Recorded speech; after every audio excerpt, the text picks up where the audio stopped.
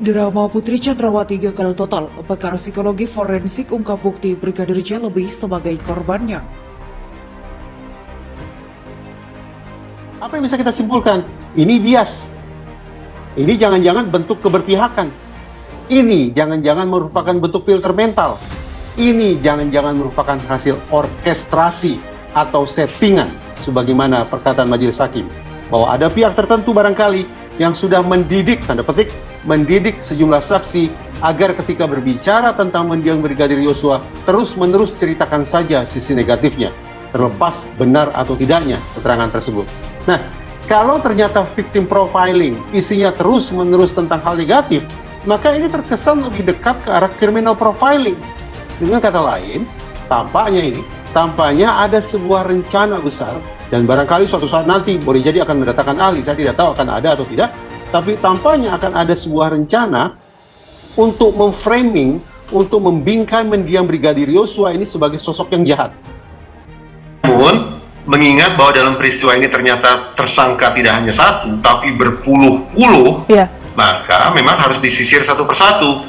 Siapa saja gerangan yang melakukan kejahatan itu dengan latar belakang motif emosional, dan siapa pula di antara mereka yang tergerak oleh motif instrumental. Jadi tetap harus disisir satu persatu, karena toh pertanggungjawaban secara pidana juga dilakukan secara individual. Wah, ini ketika direkrut menjadi anggota polisi, itu ya hasil psikolognya bagus, makanya diterima jadi anggota BRIMOB di tahun 2013. Di tahun 2019, hasil psikolognya ketika seleksi ajudan bagus. Di tahun 2020 atau 2021 ketika Verdi Sambo menjadi Kadif Propam, hasil psikolognya juga bagus, makanya dia menjadi ajudan. Dan dia juga menjadi anggota Satgasus, ditugaskan untuk menjadi kepala rumah tangga di rumah. Gak mungkin ini orang memiliki kepribadian ganda. Menghina Joshua memiliki kepribadian ganda sama saja menghina institusi Polri dalam hal ini. Itu hanya testimoni yang, mohon maaf ya, kami duga itu dikondisikan oleh orang-orang tertentu. Untuk apa? Untuk membuat seakan-akan karakter Joshua ini adalah karakter yang antagonis, karakter yang jahat, dan karakter yang sesuai dengan apa yang mereka duga ataupun mereka tuduhkan. Bahwa orang-orang yang melakukan tindak pidana karena berada di bawah tekanan yang sedemikian hebat, bisa saja kemudian dinyatakan tidak bersalah. Yang bersangkutan sudah melakukan perbuatan jahatnya barangkali terbukti, tapi ada unsur pembenar, ada unsur pemaaf yang membuat yang bersangkutan pada akhirnya tidak dikenai hukuman. Tapi tetap saya mengatakan ini tanpa maksud untuk mendahului proses hukum. Tetap proses hukum yang harus kita ikuti, sampai kemudian segala kemungkinan, segala spekulasi, segala bualan, segala kamuflase akan bisa terungkap di ruang sidang nantinya.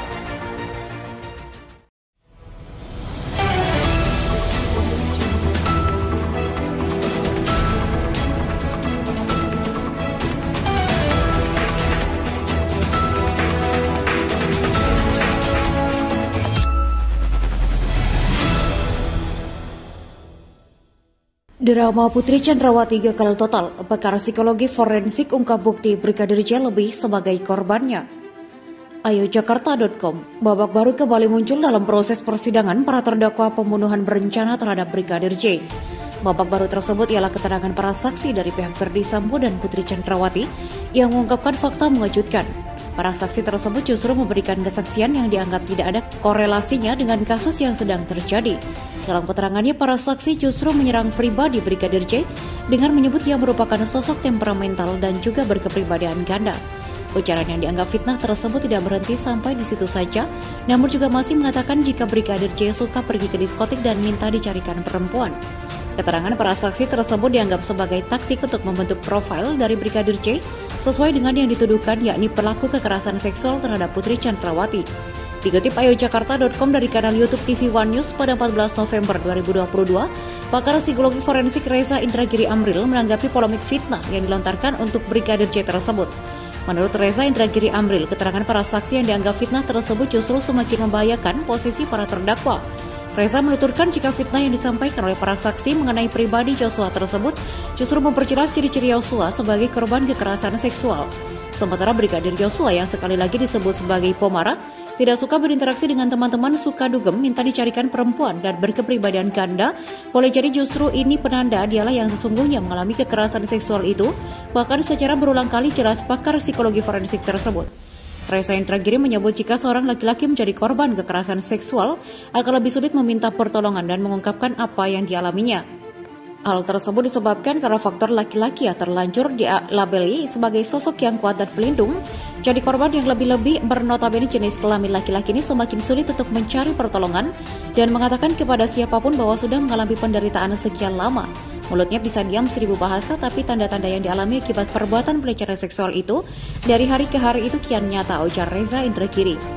Reza Indragiri juga menjelaskan ciri laki-laki yang menjadi korban kekerasan seksual akan semakin sulit mengendalikan emosinya, semakin temperamental, kemudian melakukan perilaku yang mendekati seksualitas.